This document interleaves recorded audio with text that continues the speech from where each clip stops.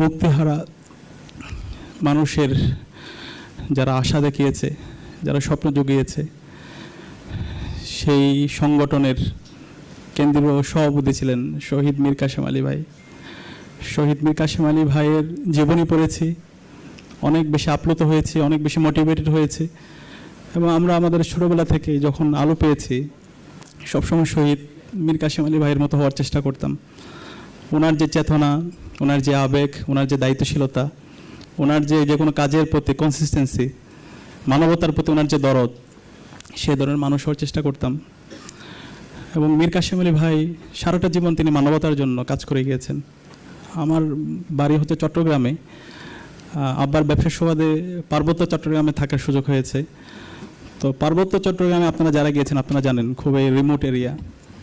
আমরা যখন রাঙ্গামাটির দিকে যাই, কাপ্তাই